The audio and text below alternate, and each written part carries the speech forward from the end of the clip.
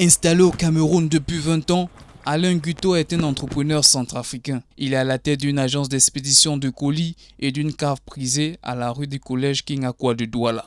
Quitter ses racines était un pari audacieux. Alain revient sur l'élément déclencheur de son départ de la Centrafrique. Nous étions arrivés au Cameroun en 2007.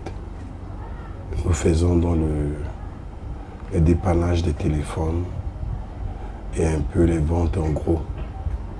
On peut dire que j'étais le moniteur. Et on est arrivé à Douala et on a fait 2 mois. Et après on est parti en 2008. On est parti s'installer à Yaoundé. Je me suis fait 1 an et j'ai pris le contrôle et je me suis lancé dans mes activités. Entre les habitudes de Bangui et celles de Douala, l'entrepreneur a su fusionner ses racines centrafricaines avec les côtes camerounais pour en faire une force dans ses affaires.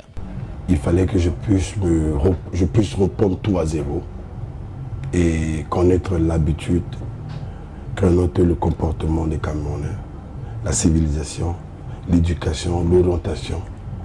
Ça m'a pris du temps. Et pendant toutes ces années, je me suis rapproché des Bamileke, des Douala.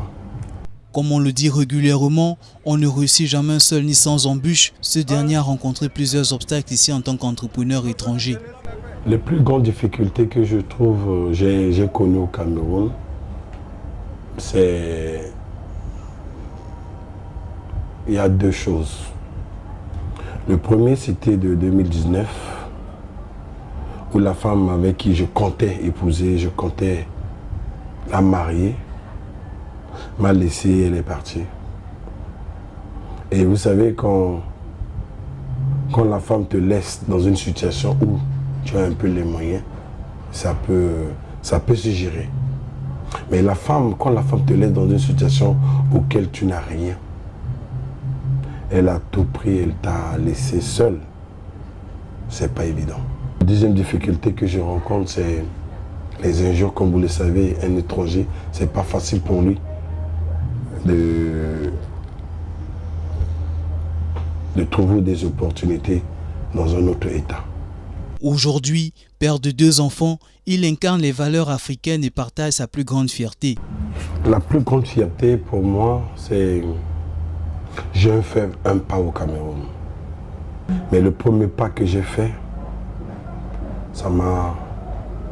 c'est une fierté pour moi et pour ma famille. Et pour tous ceux qui me connaissent, fierté aussi pour la jeunesse centrafricaine qui sont à Douala, qui me voient d'un rien. Aujourd'hui, j'ai un bureau. Aujourd'hui, j'ai une cave qui tourne 24 heures sur 24. J'ai une agence qui tourne aussi 24 heures sur 24. Ses proches témoignent de lui un homme d'une rigueur infatigable et de principe. Monsieur Luther, c'est quelqu'un de bien, très sympa, il est social. Il est bien avec tout le monde. Et puis c'est petit qui est très court, et puis il est calme. Et puis c'est un battant, il se bat de toutes sortes de manières. Lui, il fait dans l'expédition. S'il y a des colis de Bangui pour amener, c'est pour envoyer ça à Douala, c'est à travers le terre. S'il y a des colis de Douala pour amener à Bangui, c'est à travers le terre.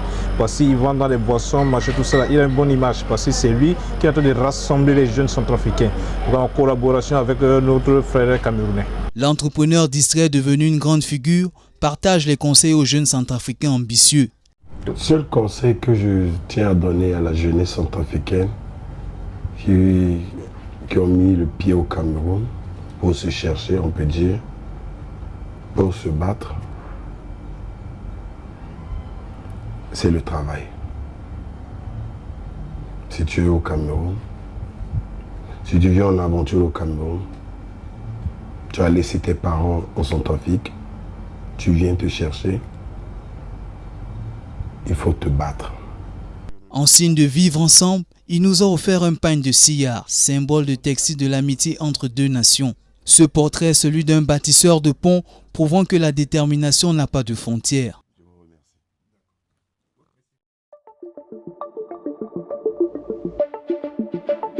Le Messager télévision à l'écoute du peuple.